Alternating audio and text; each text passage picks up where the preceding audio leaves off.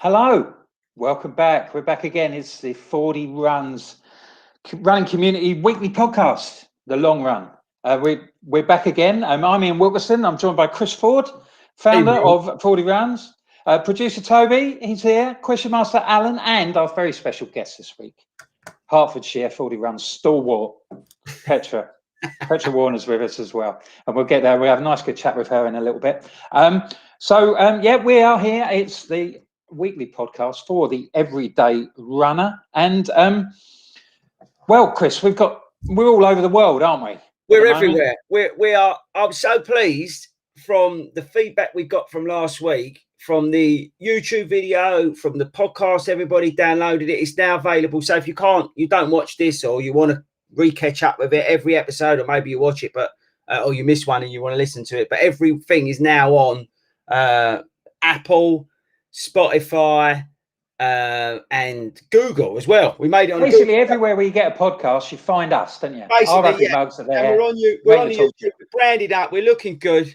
And t-shirts this week, folks. Second week t-shirts. People, if you're on Facebook, Facebook user, put the link in so we know who's commenting. That would be awesome. Because there's no hiding. No. We want to know who you are.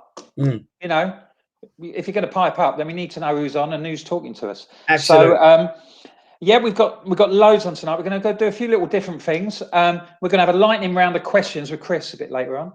So nice, one word, short answers, as the name suggests, lightning. So what we want you to do is to get them into Alan, Question Master Alan, and he will look after them, and then we'll rattle them off and get Chris to talk about those a little bit later. But also we want something that's a recurring theme throughout the broadcast will be, we want to know what PBs you're going for. What are you looking at to achieve now that races are up and running virtually, aren't they, Chris? You know, we can see the question of the cast. That's what we're going to call it. We should actually trademark that. Question of the cast. What PB are you going for this year, and where are you going to be going for it? Maybe even where. Yeah, well, maybe where, because we're in Ware this weekend race. But I wouldn't go for a PB there. It's very hilly. But yeah, maybe there's a race that you've got in mind. Maybe London, maybe Dorney, maybe York, maybe New York. I don't know, wherever you're racing or what you've got planned.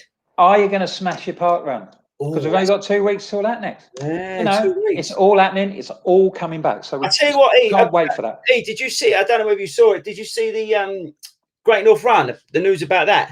That's back. Yes, I did. There was a lot of worry about that. So yeah, a lot of worry about that. Brendan Foster said he was extremely confident it's going to go ahead. So that would suggest that it is going to go ahead. There was my only misgiving about it really would be, as someone who's got a ticket, is that they're talking about staggered starts, which I don't know how I found to be okay doing 10K when I'm doing around St Albans, but when it already takes me 40 minutes to get over the start line at the Great North Run, I anticipate that might be a bit of an issue. mean, the Great North Run is my favourite race of the year, and I'm not going this year. I've deferred it and watched the video when I talked about that. But basically, if you've not done the Great North Run, you're down a dual carriageway, and it's like a sea of people that go. It's endless, and it just goes for miles and miles and miles. I was in the back wave last year, and when Mo Farah started, I couldn't hear the gun. I was that far back. It's incredible. I was about a mile back. You know, I walked a mile to go over the line. Because the other thing that everybody moans about in the Great North Run is how long it takes to get back to Newcastle afterwards. I've decided that I'm going to stay over Sunday night as well. Yeah. So that I don't have to rush back, because if it takes me 4 or 5 hours, you know, I might not get out to run until the afternoon. So I thought about that. So there's plenty going on, isn't there? And we've got our first guest. Yeah. First guest. Yeah, it's lovely to welcome Petra along. We're going to be talking about her running journey. And so if you want to come on as well, if you want to come and talk about where you've been, how you got into running, where you're going, what events you want to do, where you want to go, then running. We have a chat. So we're going to have because she's got some no spoilers, but there's some adventures coming up, isn't there, Petra? Yeah, just a few. So we'll get that to you. We've got the key questions at the PBs, and also right at the end, we're going to have a bit of a question and answer session with Chris and more general sort of stuff that's going to towards the end of the show to get us towards. We did 45 minutes last week, and on reflection, we thought it was a little bit rushed. We thought people were begging for more, so we're going to try and give them a bit more this week. It was the fact that it might have been, and that might have been due to the fact that I was supposed to be in the pub for 6 months, so I did try and spin it out and get out the door as fast as I could. But no worries like that this week. So, well, we might as well talk to Petra. Shall we chat with Petra? Let's get cracking. Petra, welcome along. Thanks ever so much for being on guinea pig, really, for guests. Well, before we start, looking at specifics and everything, why don't you just tell us a little bit about yourself? Well, I'm Petra. I'm from Bournemouth. Bournemouth in Hertfordshire. So I'm part of the Watford satellite group, and I run with those guys every Wednesday. But Petra, let everyone into the secret what you've been starting to do. I did go over to Hertford this week. Crossed over to the dark side. Blind, and I wasn't there. You weren't there. She came to Hertford. And how was it? Did you enjoy Hertford? It's a nice group, aren't they? They're nice people. It was really nice. Yeah, I enjoyed it. It was good to meet different people and try something a bit different. Chris, well, I know you know Claire as well, don't you? You know Claire through the group, Claire. Yeah, I do. Yeah, you're good friends, and you do a lot of running together. Hopefully, she's watching or listening. Yeah, maybe. Yeah, in fact, she might actually be running round. She's doing great, looking great, Claire. Doing really good. Yeah, we're really proud of you. So, when did you start? Were you always a runner? Did you like running when you were at school, or did you get into it late? No, I hated it at school. I was the kind of person that would try and get out of PE as much as I could. I probably started about 10, 12 years ago. I did things like Race for Life and stuff like that. Started off quite small with those. And then, I just went from there, really. But it's probably come on most in the last couple of years, more so, really. So you've been a runner for a little time, and sort of like did the almost sort of like the traditional path then of new runners sort of got into that, and then I'd imagine you'd be looking at parkrun and things like getting through that sort of stuff. Was anything particular motivating to get going in the first place apart from starting charity stuff? And I do really enjoy doing the charity stuff. I think that's probably what I enjoy the most. It's nice to do what you love and raise money at the same time, which I think is really important. And I desperately wanted to do London Marathon, so that was kind of the key thing and the thing to work towards. So that was the real goal. But then it must have been a bit of a journey from God, I hate PE to looking forward to doing 26.2 miles around the capital, though. Yeah, it took a bit of work, and I started slowly. I did the odd kind of 5Ks, 10Ks, and then built up to halves, and then then I got a spot for London, and then that's when the hard work started. Really. So when was that? 2019, I did London. Yeah. So, yeah. Oh, so you sort of kicked on from there then. How did you find the group? How did you get involved with 40 Runs? I was on a different group, and Mark Moulds mentioned the FORDY group and said to get on here, and that's so that's when I joined up. So you know Mark. Yeah. How do you know Mark then? Just from another Facebook group that I was on, and he kind of he said get onto this group, and that was at a point where there was probably about 400 people on it, so it's changed a lot since then. Just a little bit. Yeah, I know Mark quite well. His son and my daughter were in the same class at primary school, so he's one of the few familiar faces that I knew before I had started off it. So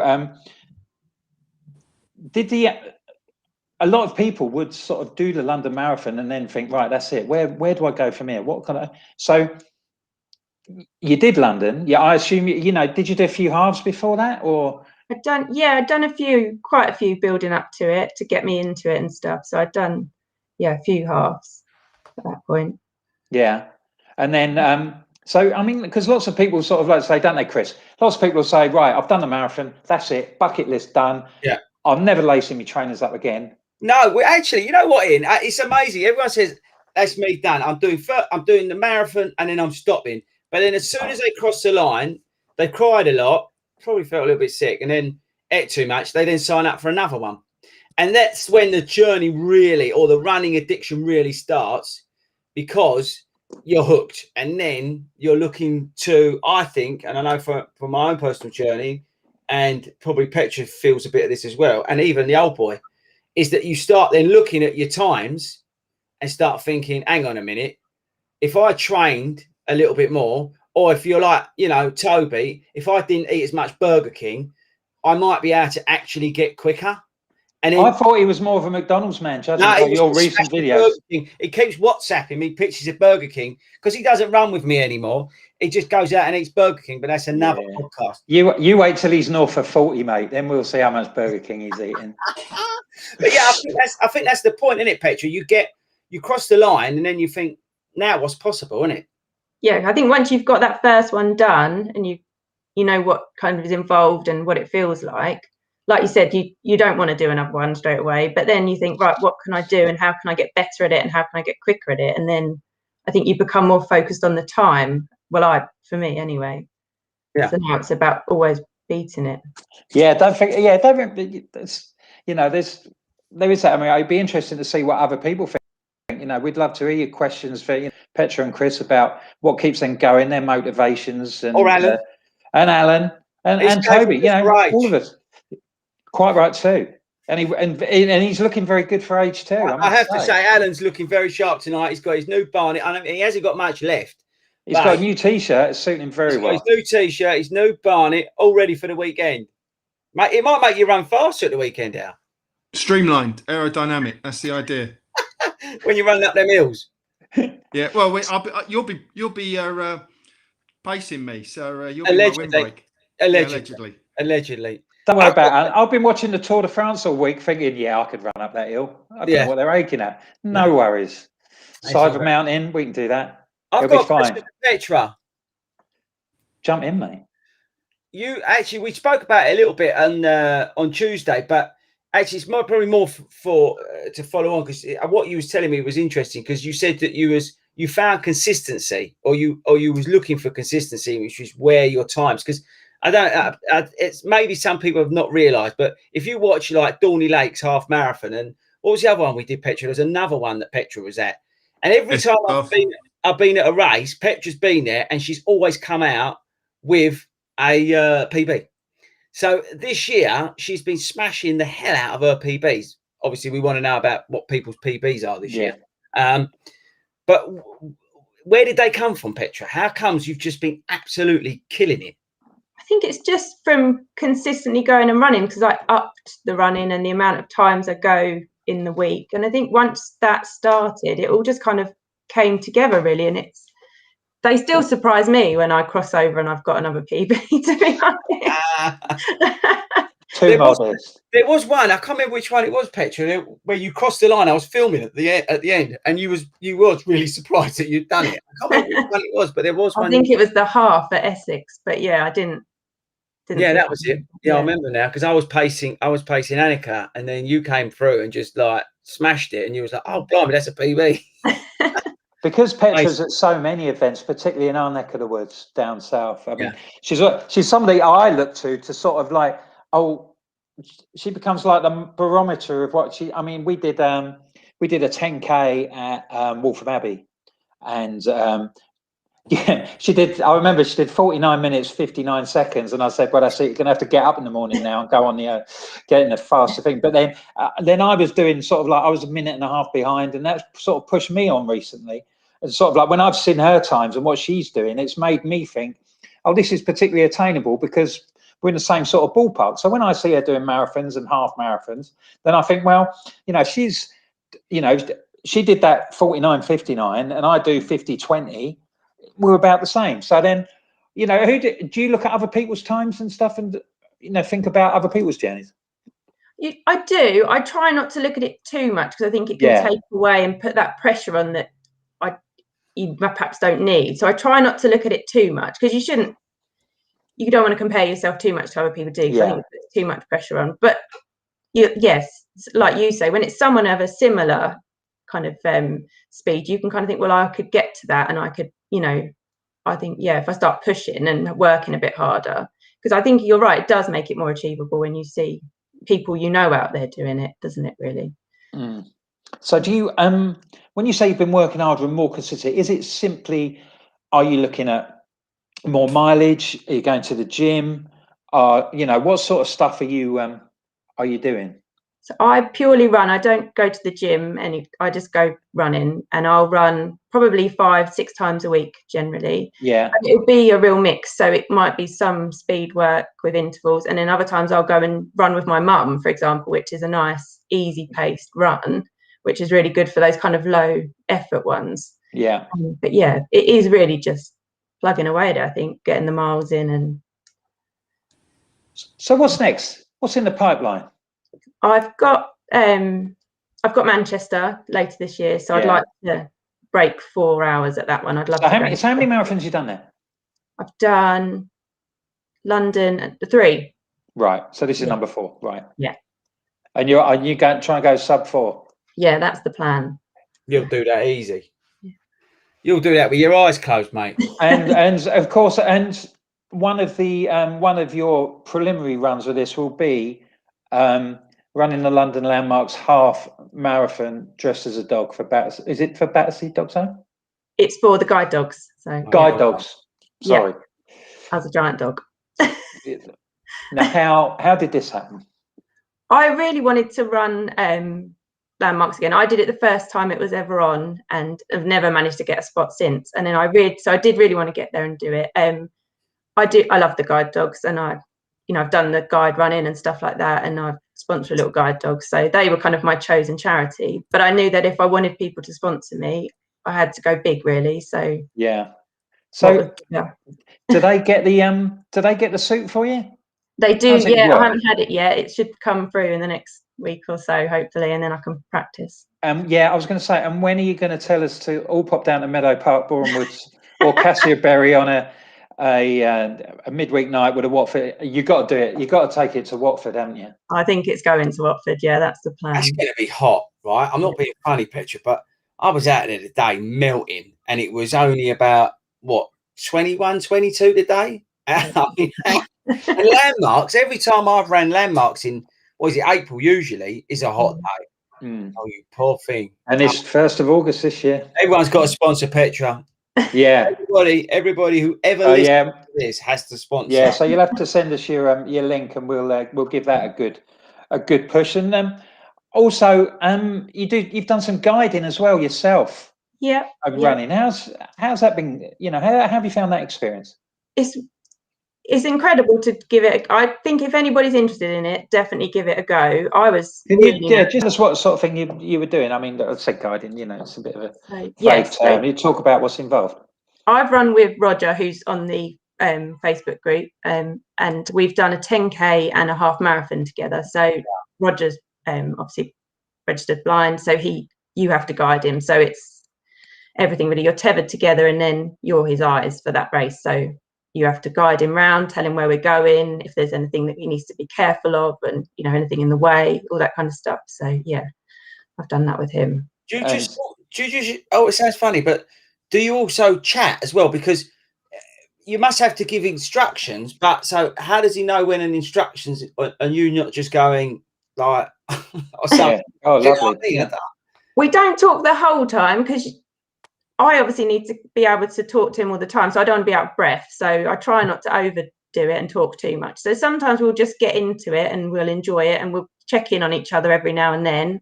And then you generally talk to each other because you'll talk about where you're going, what's coming up, stuff like that. But we don't chat a lot because you're kind of concentrating on what you're doing.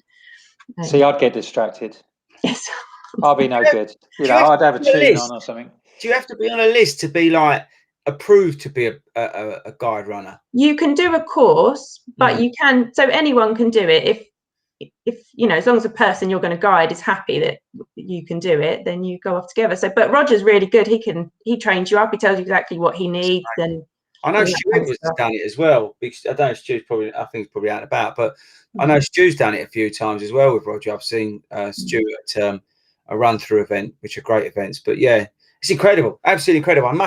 There is a course. I think England, is it an England athletics course? I saw something on them from them the other day along them lines when I was on a thing. Yeah, interesting. And you have to be, you know, it was I saw you at the half at Nebworth the other week when you were doing it, and it's, you know, he's that little bit slower than your sort of natural pace as well, so it's comfortable for you, isn't it? You have to obviously you have to marry up, you know, the weights, the pace that you're going to be going at, you know, so that's a big plus, isn't it? Yeah, sure is. So after Manchester, have you looked for any further? Have you booked anything else up, or? I've got Brighton next year booked, the marathon, and we've just booked to do the Run to the Sea, which is the 50k ultra. That's next May, yeah. So that's really the next, you know, so you're going to have targets of going faster and going further as well. Big, that is. She's going big. 50k to, I don't know whether, Tobe, should we do that? Run to the sea. I was looking at 100k for you, mate. No. What, you want to talk to me? Run back? 100k? Yeah. Oh, can you imagine? Well, no, I wouldn't think so. I'd be there with you the whole way. Oh, well, you'll leave me like you did today. I didn't leave you. I just wasn't there. Yeah, I'm sorry, folks. It's a little bit sensitive today because I spoke to Chris on the phone earlier, and he was doing 16 miles, and he's breathing a bit heavy. And I said, "You all right?" "Oh yeah, I'm out there." I said, "Well, you on your own?" "Well, put Toby on. You know, we talk about Toby's not here. It's gone to work." He left me. He's actually working. Yeah, it was good. What's that all about? So, is there anything else on your bucket list that you'd like to achieve? You know, any of the sort of like the big runs that you'd like to go on, or? I'd love to do a marathon in a different, to go abroad and do one. I think that's on the list of things to do. So yeah. Oh, that's a good question. Ask people, right? People in the comments, bucket list race abroad. Yeah, I would completely recommend. I did a half marathon in Lanzarote the December before COVID, and it was brilliant. I had a really good time. Yeah, and they're really well organised. This go. Let's give. And it was a nice bit of winter sun a fortnight before Christmas. It was great. I thoroughly recommend that. Well, Petra, thanks ever so much for coming on. Yeah, stick around, Petra. Don't go. Yeah, Petra's going to hang about. Hopefully, we're not going to let you off that easy. So, if you've got a question, if you could start your comment with a Q, then we can answer that. Yeah, that's Vegas, the half. Now, is that the one? It says Facebook user. Again, guys, just if you can hit the link that Toby's put in there. But the Facebook one, the Las Vegas one, is the is that the one down the strip, the rock and roll? Because I fancy doing that, the rock and roll one. Well, they do it at night. It's at night, isn't it? Because it's so hot. I'd love to do that. Wouldn't you? Just run down the strip doing a half marathon. That'd be incredible. I see Kirsty Howes said as well, the Greek marathon, the one where you run from Marathon to Athens. That's really right. And you go. It finishes by doing a lap of the original Olympics Games track. I've got a few friends who've done that. That sounds fantastic. Oh, I never told you about Alcatraz Triathlon. That's right on the list. Okay, come on then. Tell us about the Alcatraz Triathlon. Told me about it. That you start in Alcatraz, and then you've got to obviously on the island. Then you've got to do the swimming. So you've got to swim from Alcatraz, and then you get on your bike, and then you do the running. Think how hilly. If you let me know in the comments, has anyone been to San Francisco? I have. It is, it's proper hilly, isn't it? Yeah, don't think that running up the Warren in Hartford is a hill or anything like that. It's so tidal. The bay, San Francisco, is so tidal. But imagine jumping off at Alcatraz and swimming. I think that'd be amazing. Well, that's why so many people drowned when they were trying to escape, wasn't it? Because it's so tight. I thought it was shark infested. Is it? Yeah, I might give that a miss, mate. I reckon it is. Oh, the OAP knows. It's a brilliant place to go. If you've ever been to Alcatraz, it's escape from Alcatraz. Alan was probably old enough to remember when it was a working prison. Yeah. Oh, yeah, absolutely. Do you see what? It's a fantastic place to go. Yeah, fantastic place to visit. I wanted to get that in because it really excites me to just to go and jump in off of Alcatraz. Now, somebody just said, there are sharks in San Francisco Bay. There we go. Oh, right. I never knew that. See, it's an education, this. It's not just all about running. Attenborough's got nothing on us. We've got natural history a lot. Al, what else? Anybody else got any comments? Have been we're starting to get some questions coming in. People. We'll move on to some questions. Sarah Lee has asked a question about our painful shins. So it's a common one, isn't it? Upping the mileage, starting to get into a plan, starting to pick up injuries. Yeah, it's Katie from the Hartford group, she was struggling with this. She sent, like everyone does, a picture and goes, "Why is this hurting?" Classic sign of shin splints. What's the best thing to do for running with a painful shin? Well, sorry, Sarah Lee, it's pretty obvious. Is to stop, go and see a specialist, which you've probably been told a million times, and then look at why. It's probably overtraining, could be shoes, could be a combination of things. You might not be stretching properly. Your calves might be rock hard, all that sort of stuff. But the most important thing is to go and see a specialist. Like, I think we had this debate on Clubhouse about physios and osteos. Let me know in the comments who goes to a physio, who goes to an osteo. I personally prefer going to see Monica, who's an osteo, because I had a variation of shin splints, and she stuck a load of needles in it, massaged the hell out of my calf muscle. So what's the difference, Chris? Sorry, mate. What's the difference really, essentially between an osteopath and a physio? You've got the osteos, like the bones and all that sort of stuff, and structure and that kind of thing, where a physio is more about I think, again, I'm not an authority on this, but it's a different medical background kind of thing. So an osteo is trained on like bones and stuff like that, and the skeleton. I may be wrong. Please let me know in the comments. But what I find with an osteo is, well, no, I tell you what, go back a step. What I find with a physio is I go to a physio, they go, cheers, FORDY, that's 50 quid. Here's some stretches, which I could have got off YouTube for free. Or if I go to an osteo, she finds the point in which is affecting the area. So if it's my shin, it's probably somewhere else, treats that area and does some alignment and all some other stuff. And it seems to work. Yeah. Petra, have you had any sort of injury experience or anything? I've been quite fortunate, really. I haven't had anything too bad, but if I ever have anything, I'd go to the osteopath, because they generally, like Chris said, I think they find the problem, don't they, and work it out from there. The physio seems to treat the problem, where the osteo, again, I don't know, I'm not medical background, right? And I am, pretty stupid, but I just think that the physio treats the problem, right, where the osteo finds the problem and then treats that. I may be wrong. We've probably got very good physio. I'm not saying physios are rubbish, by the way, people, because they're not. They're very good. Well, it's like everything. There's good and bad and everything, isn't there? So, yeah, exactly. But that's just my experience. Yeah, I mean, it certainly sounds like you don't want to be going rushing around and trying to run it off or anything stupid like that. You're going to have to get some medical advice, I'd suggest. Yeah, I think so. And it is a nightmare. It's the worst thing, especially if you're marathon training, half marathon training. Shin splints are the first thing. Usually that will runner's knee. And it's usually down to overtraining, gait, weakness, glutes. What about bad shoes? Yeah, bad shoes. Your pronation can have big problems. Are all connected down there. Really big problems if you're in the wrong shoes. Again, go and get your gait properly done. Make sure you don't go and see a 15-year-old with spots who works at a running store who's not qualified. Go and see somebody professional who's not trying to sell you shoes. They're the best ways to go and get your gait checked as well. 100%. Petra, what about your shoes? What sort of shoes do you run in? I've got neutral, so I tend to go with the Brooks Ghost generally. Yeah. I've got the 14s, Petra. Have you? Yeah. Oh. But I've not started running them yet, but they've just come out. And if we had a match bet between the number of pairs of leggings you've got and the number of pairs of trainers that Chris has got, who'd win? My leggings could possibly win, I think. How many pairs of different leggings have you got that you wear? A lot. Who's got more, you or Donna? It's probably similar. I don't think there's a lot of difference. Yeah, there's a lot. You do love them tigaboos. Yeah. Tell us about, I mean, you mentioned Donna. Tell us about the Watford Satellite Club. What sort of stuff have you been getting up to?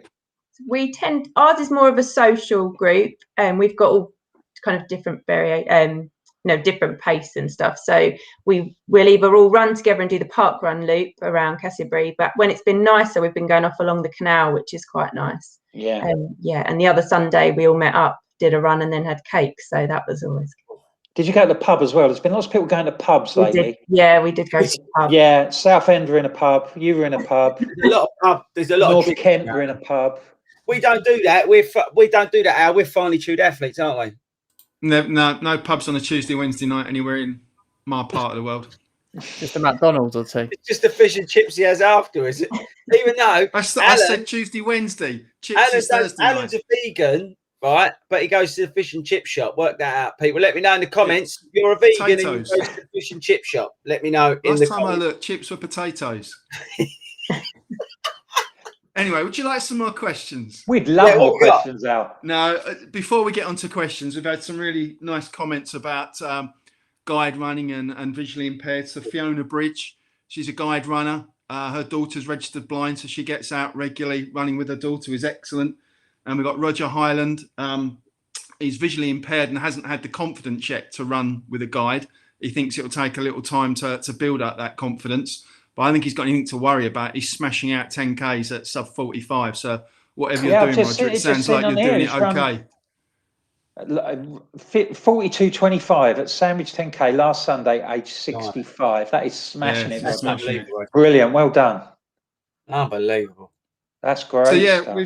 we've got the questions coming in. So Ian's looking for some advice, Chris, on maximum cushion shoes for those long runs.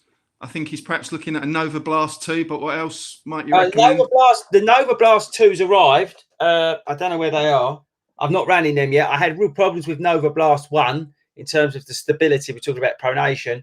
That was way too soft for me, and it again caused me problems. But the newer version, apparently some of the stability issues have been corrected. So I will let you know once I get out in them, and we've done 3 or 4 runs in them, and I'll put out first impressions. The Triumph 19 I don't have. Saucony are a bit slow with stuff, so I don't know when the 19 is going to appear. The shoe that I've been really enjoying, apart from obviously the Glide Ride 2, which is a firm ride, if you're looking for max cushion, and this is for Alan really, because Carolyn's so dead against it, is the Skechers Max Road 5. Absolutely loving those. They're just so hard to get hold of. Otherwise, I'm having them. They're not. They're on the website. I've they? sorted it out with the guys at Skechers, Right, who are okay. awesome, by the way, and it's not advert for Skechers. Put a link.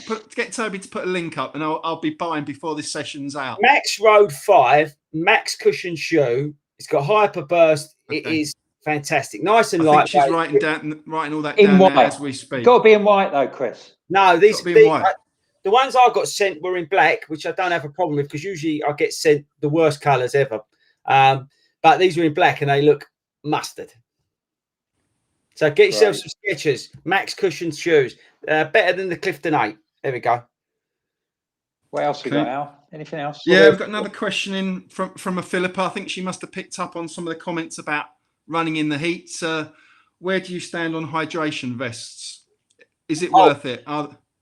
Stay there. He's going to get one now. This is Now I'll audio as describe well, what he's doing. So if you can This is see, audio as well.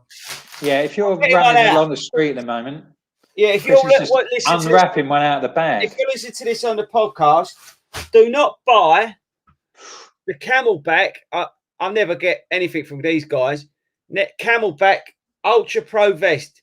Don't bother. Terrible thing. Get yourself There's only one. one of these bad boys. Yeah, 20 quid. the 90 airline quid. ones. Again, if you're watching on the podcast, I've got the 2 up. We've got the Aniji vest, which is about 25 quid on Amazon. Hashtag not paid. And then we've got Camelback, 90 quid. Don't bother. What are you looking for in a good hydration vest, then, Chris? Because I know that you're not a bladder man, are you? No. I listened to Toby. I had 2 hours of Toby's bladder, and all I wanted to do was wee the whole way. It was infuriating. Can anyone let me know in the comments if they put the bladder in the hydration vest? I'd be very interested to know, because Toby drove me up the wall, listening, swashing about. It was all I want to say. All I want to do is wee. But anyway, in a hydration vest, what I'm looking for is lightness. I'm looking for the ability to put. Again, I'll show it. It won't go obviously the podcast, but bottles in the front. I like to carry my bottles in the front. Yeah. Because then I can get easy access. That's what drove me nuts about that Camelback. The phone pocket that I could get my phone in. Everybody knows how big an iPhone is nowadays. So why aren't they making stuff that fits an iPhone? That drives me nuts. Something I could put me gels in. Somewhere safe to put my house keys in, so they're not jiggling about like they do on Toby's. And then for me, I need a pocket on the back because I stick the camera in there. So if I'm out doing the old vlogging and all that sort of stuff, but it's got to be kind of light, because what tends to happen with some of the vests is that they're all in one piece, and they can get quite hot. I mean, because it's on your back, isn't it? And they do get really hot. So the good thing is with the Anigi one, again, it's not an advert for Anigi. It's just got the straps down the side, so it's you can get some breathability in it. Those Camelback ones and that, they're just I don't think obviously that Anigi one would be any good to a trail like an ultra runner or somebody who like really needs proper like hardcore stuff. But for your everyday runners who are marathon training, half marathon training, or just conscious because they're going out and it's hot and they're trying to get off the couch to 5K and you want to carry some form of fluids with you, but somewhere to stick all your other stuff, you can't go wrong with that. I mean, I've had that. Yeah, I've had see, I can't remember when the first video I put out on that thing, and I just found it on Amazon. I mean, and that's it. And I've had about 4 of them since. Tobe, do you want to come in and bat for bladders? You obviously use one. What are the benefits from your point of view? I used it once. And he told you off, and then that was it. He told me off, yeah. So I haven't really used it since. And to be honest, I didn't really use it. So that was when I'll probably use it a couple of times. The last time I used it was virtual London last year. I carried it round for about 20 miles. So you did this. So you did something new on race day, even though it was a virtual, and you carried a new bag with a big bucket. I think I used it once before on a little test. I liked it, but I didn't, because it was so sort of cold and rainy that day. I didn't really drink anything out of it, so I ditched it at mile 20. It's so much easier to run without a kilo of water on your back. I mean, you've got to stay hydrated, right? That's the number one important thing. Bottom line, you've got to be hydrated. And if you need to carry a bladder in your back, go for it. But I've got to be honest with you, there's better ways to carrying the fluid. But that said, right, the plus of the bladder. Tobe and I were out doing 18 miles the other week and we ran out. So, there is that. So with the bladder, when it is hot and you are getting dehydrated, you don't want to get to a point where you become dehydrated. That's where it does come into its own. But yeah, just make sure you put them Beats headphones on, them big ones like that, and you can't hear nothing because you'll probably get run over, but at least you won't be able to hear his bladder. That'll be fine. Yeah, there's only that. If I get him, I won't be able to hear him. No, don't say that. That's not very nice, is it? You love to hear me. He's turning you into a celebrity, mate. It's about time you showed a bit of gratitude. We was at a race and someone thought he was me. I went for and they Chris, that happens all the time, mate. It happens to Alan the other day. Someone thought Alan was me. And I thought, hang on a minute, I don't look 55-year-old got man boobs. But yeah, you've created a monster, mate. Murder, isn't it? Murder. Keep your questions coming, people. We'll come what back else to the we got, sensible Al? questions. So Kirsty likes the look of the Saucony Endorphin Speeds. Are they as cushioned and comfortable as they look? Yes, but they can be unstable. They're quite high stacked, and the Power Run midsole in them is Power Run PB, is softer than a Pro. So if you've got to be a little bit careful with them, I would say. No, I don't have. I've got the Pro up there. They're a little bit softer than they look, and because of the roll, which is the speed roll, which is lovely, it's just something to bear in mind. But they are a fantastic. It's my number one shoe. If you can only buy one shoe, go and buy the Saucony Endorphin Speed. And once they've sold out of them, go and buy the 2. They're the best shoe you could buy. The outsoles does just fine. The feedback from the shoe's great. You've got a TPU plate in there, so it's not as rigid, because I don't think people understand. Sometimes when you go to a plate and you're not running a plate, it can be quite rigid. It's quite a it's a firm platform to run under your feet to get it off of it. But with the TPU, it's that little bit more flexible, so it's that little bit more forgiving. And if you're not gunning it full out, you can get a little bit more feedback from the plate working with the midsole. The upper's great in it. They're well priced, 155 quid. I think there's loads of discounts at the moment, codes to have on the Speed. So just go and get yourself a pair. It's just fantastic. That's great. Another question's come in, this time from Harry. Seems to be a little bit confused about rules and regulations on headphones at races. Oh, that's easy. What guidance can you give? On the is this, by the way, is this the lightning round? Have we snuck into the lightning round? Because no. Shh. We've got a prompt for that. All right, okay. No, on that's easy. England athletics, you're in closed roads. You are allowed if closed roads, but it is down to the official. If it's closed roads, yeah, it's got to be closed roads. But what a lot of them don't do is allow it. They only allow the bone conduction ones. So they're the only ones that are approved by England athletics to wear. So it's down to the organizer. But if it's open roads, so like I don't know, there could be traffic or there could be something, then they're not allowed. But aftershocks are. So you know the bone conduction, but be aware that they can also not be allowed. Some races won't even allow bone conduction. I think they're not. There aren't any where on Sunday. Yeah, it's dependent on each race is allowed to say yes or no. The ones that are prohibited by England athletics are the aftershocks ones, the open ear ones, so you can hear the marshals and take instruction. They're the only ones that are approved. Okay, so just bear in mind if you're used to running along with headphones, I would recommend, one, you get a pair of aftershocks, but two, check the race that you're doing does allow earphones. But if you're running, for example, London Marathon, it's closed roads. So unless the organizer says no, then you're permitted to wear them, I believe. Right. Okay. We've got enough for the lightning round. I'll watch. Right. Stand by, everyone. If unfortunately for those on the podcast, you're going to have to watch one of the videos at some point. Yes. This is we've gone all out on graphics. Yeah. All got. Yeah. No expense spent on the graphics.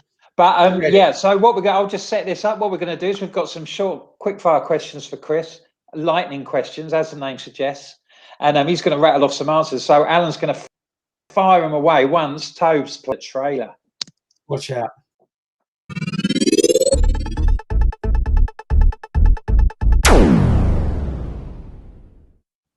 Be fair. Be fair. Are you ready, Chris? No, I'm more. Hang on. I just want some credit for that. Yeah. Petra, was you impressed? It was brilliant. Thank you, Petra. Can you let me know if you was impressed with the graphics? Thank you. Right, let's go. First one. Favourite race or course? Great North Run. But why? The people of the Northeast, they just rock. Okay, pretty good. Water or electrolyte energy drinks? Active Fruit all day long. Okay. Flip-flops or sliders for recovery? I've got Aussie Soles, better than Ufus. The Ufus ones, I like walking in high heels. The Aussie Soles ones are more like sort of normal ones, but they still have the same sort of effect. Okay. One last marathon, New York or Boston, which would it be? Oh, that's nasty. I love people in Boston. That's another story for another time, but I met a couple from Boston. They were just amazing. But I would like to do, and I'll never qualify for Boston, not in your lifetime. Good for age, Chris. Good for age is the answer. Yeah. But I would like to do New York, running across the bridges and that. Like, I think that would be awesome. And the people in New York are just amazing. So there you go, New York. Okay. Pre-race breakfast? Porridge. Okay. Hot or cold milk? Water. Water. I don't know. I don't eat it. So I'm a peanut bagel man myself. So. No, water. I'm a finely tuned athlete. Okay. Final one. Harry Kane or Raheem Sterling? Oh, come on. Harry Kane is one of our own. Yeah, for 3 weeks. Okay, there you go. Billy signs for 6. I can't see that Well question about done, Harry mate. Kane on the comments. That's it. That's our lightning round complete. Right, that's brilliant. Oh, You'll have more. Play it again. Play it.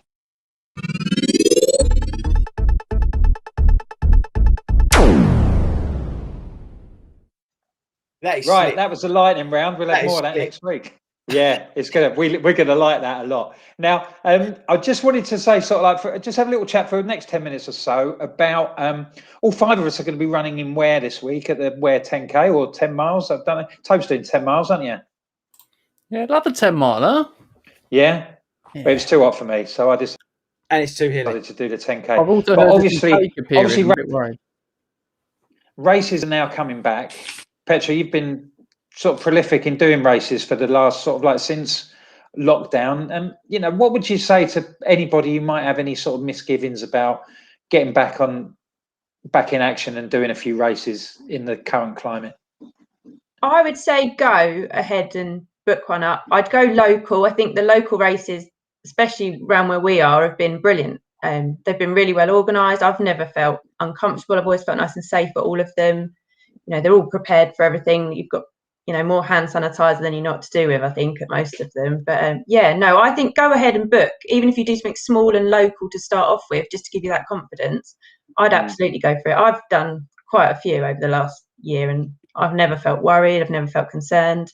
What about before you did your first one, before you went back? You know, how were you feeling about it? I was ready to go back. I was really looking forward to it. I really missed it last year, you know, when it all kind of stopped. And so I was really excited to get back to it last year. And yeah, I mean, it seems, you know, I've done 4 or 5, and it seems that once you've done one, you know what's going to happen, and you just, it is a little bit different though, isn't it? What sort of main differences have you sort of found? I think the first one we did last year, so I think we did St Albans, and you were at that one. At that one, you felt like if you stood still for more than a second, someone was pushing you on, didn't you? It was a bit like you couldn't stand still. Whereas I think now it has started to relax in that respect. But yeah, I think it's fine. The different start times sometimes can be difficult because you don't really get to see everybody racing, especially when we did Hatfield, which went to Bovingdon. You know, because it was split into effectively 3 races, you missed loads of the people going off, and I think that was. But I get it, because it was a small place and it was restricted on space. So it absolutely made sense, and that's not, you know, that's what they had to do. But that was the only thing I think I missed personally. And you'd have no, obviously. What about? How do you feel about that particular step up for? I mean, we're a month away, aren't we? Just under a month away until the landmarks, which is, you know, there's going to be 14,500 people. That's going to be a lot different to, you know, some of the small ATW and run through events that we've been doing. You know, have you got any extra sort of concerns about that? I think I'll have bigger things to worry about that day. Yeah, that dog suit. Yeah, I'm sure she'd be slightly more worried about that. Yeah. But then maybe, you know, that might be a good thing, you know, because I think there could be quite a few nerves about perhaps how it's going to go. What do you think, Chris? You know, how do you feel about the sort of restarting of everything? I mean, yeah, we've done our own events, and we proved that it can be done safely. It was on a small scale, and we proved that it can be done.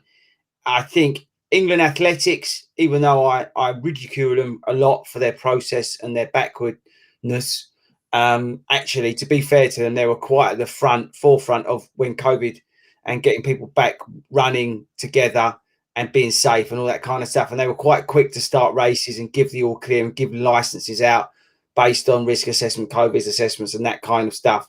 So fair play to England Athletics for getting people back and having the opportunity to run together. I think they've been very clear on what needs to be achieved, and the race organisers have done a fantastic job of getting it so well done. If you think, you know, putting even smaller scale events, 600 people, still a lot of people, and to get them funneled through with discs on the floor, keeping everybody a metre apart. As Petra said, you know, as much hand sanitizer to, you know, swim across San Francisco Bay. You've got, you know, they've done a fantastic job, you know, and there's volunteers all PPE'd up and all that. And it's a lot of hard work, and they've done an amazing job to make, I think, everybody feel safe. I think they proved it at the test events that London Marathon events did, in terms of, you know, I don't know whether this is exactly true, but I don't think there was any reported cases after that, those test events. So it just shows you that, you know, if it's done well, done properly, and like I think with all things in terms of running, most of the time, it is proven again that, you know, we can actually, you know, be safe and do things the right way. I think it's incredible what the organisers have done, and the same England Athletics, in fairness, or UK Athletics, in fairness to them. Yeah. Petra, are you going to Hatfield House next week? Are you doing that one? I'm not. No, I haven't signed up for that one. Toby, you're doing that, aren't you? If I survive the Saturday. Oh, of course. I will talk about Saturday next week. No, but I mean that race. Yeah, yeah, that's a big special next week. Yeah, come back next week. Toby, that's going to be a bigger thing, isn't it? What's sort of like involved there? I don't really know, man. They haven't really sent out many details, but they did offer. So they offered a mass start or a socially distant start, and you could choose. Yeah. I've gone mass start, which I think is 9 o'clock, And it'd be interesting to see sort of how it goes, and if it is mass start, as in 2 years ago mass start, or whether there is any difference still. Yeah. And how many people have really chosen that option. Because I had spoken to a few people, and they were sort of like, Eddie was one of this. He said, it's a time trial. These things, they're not a race. Yeah. And there's just something that's been missing a little bit. Can you sort of can we all empathise with that sort of point of view? Yeah, I think so. I think that said, it is nice. The last couple of ones I have done, because there's been more sort of people there, and I mean, like, for example, Dorney Lakes and stuff like that. There's a lot of 40 runners around, and you can just see them and stuff like that. It does help. But I think Landmarks is going to be a real test bed. A real landmark. Yeah, quite literally. That amount of people going into London, spectators. I know it's after the date that Boris is given and all that sort of stuff, but it's really interesting. I think it's going to be it's going to be interesting to see how it all plays out and stuff like that. And I just obviously I hope everybody's and we're going to Wear Tens, which is a local event to us, organised by the Wear Joggers Athletics Club. We'd love to look after, we'd love to support them, don't we? Yeah. I've not done it before. I volunteered there. I've not run it. It is on a course that I do run a lot, sort of like privately. What are we in for? It's hills. Yeah, couple of hills. It's a bit naughty in places. Multi-terrain. Don't wear road shoes like they told us at Run the Res, but watch the video on that, because you had a cracking time at Run the Res, didn't you? Petra, have you done this before? No, it'll be my first time as well. Oh, it'll be great. We'll have a good time. Alan, is there any questions we want to get off before we go? Yeah, we've had a question from Matthew. I think his interest has been piqued by us talking about running abroad, and it looks like he's signing up for Berlin in September. So I guess his question is, what advice have we got? How does it differ when you step on that plane and head abroad to run a race? Well, I mean, I'll speak from my personal experience. When I went to Lanzarote, I went through a company running crazy, a bit of a one-man band guy based in Portsmouth called Malcolm, and it was great. It was just an organised group. He looked after everything, so I didn't have to literally had to just book a flight and turn up, and he looked after everything, and he does loads of trips and different stuff, so check them out. It's really, really good, and I'd recommend anybody to do it. I mean, I've already booked for I was booked in October to do Frankfurt, but I've decided to defer that for a year and do Yorkshire instead, just because it was going to be my first one, and I thought I'd be better to, in the current circumstances, to do my first one in this country, and then but it's definitely one that I'm going to do. I'm looking forward to going to a few different places. Running Frankfurt last year, Ian, and it's a great marathon. It's pretty flat, pretty fast, but you end up finishing inside kind of the Frankfurt equivalent, the Royal Albert Hall. Yeah, it's like the O2 in it with the flashing lights and all that sort of thing. It looks great. It's really different. So I think I'm definitely open to go to a few places and do some different races, and I'd recommend anybody to do the same. But running crazy, that's the people that I went with, and once it all gets up and running again, they're really nice people to go with. Yeah, I've also run Berlin, and what I really enjoyed about it was and I don't know if it'll be different come September, but that atmosphere actually at the airports when you start to see other runners. And you kind of get over your nervousness and your Britishness as you start having a chit chat about who's running and what they're hoping to achieve. So hopefully that'll come back again when we can all sign up to race abroad. And at Lanzarote, there were loads of, I think half the field were British or Irish. There were lots of people flying over for a bit of winter sun to do that. So I'd definitely recommend that if you've got the chance. Have we got any more now? Oh yeah, because we're closing out. I'm just worried that we don't lose anything. No, I think we're there. Roger's come back. He was a speedy, visually impaired runner, and he's saying he's quite enjoyed it seems to have worked for him in terms of having those wave starts. So I guess it's about having the appropriateness, isn't it? It might be the future. You never know. Yeah. Well, thanks ever so much, Petra. Thanks ever so much for coming on. I hope you enjoyed it. Victim. Yeah, I did. Thank you. You played an absolute blinder. It was really good. Well, thanks ever so much. And please, you're welcome to come back anytime. Okay. Next PB, let's get her back after her next PB. Yeah, next PB, you can come on and shout about it. Yeah, you're quite welcome to. And we'll see you Sunday, bright and early. Ian, sorry, talking about next week. everybody who's watching this or tuning in via the podcast, make sure you tune in next week, because it is going to be on the eve of our biggest, most ambitious challenge yet. The first ever and world's first ever skiathlon. I'm going to say no more than that. Yeah, don't be late. Tune 7 in o'clock next week. 7 o'clock next week to hear about the world's first skiathlon. It's going to be the eve of it.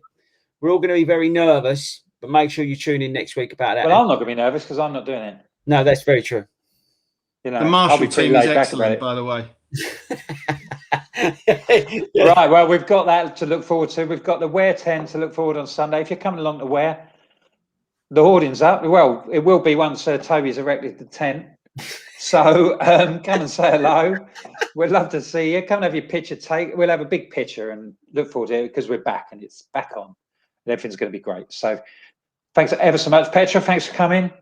Cheers, Chris. Well played, mate. Thank you very much. Thank you very much, everybody, for all your questions. Thanks, everyone who's watched. Yeah, tell your friends. Don't forget Spotify, Google, Apple, all the usual places that you get your podcasts.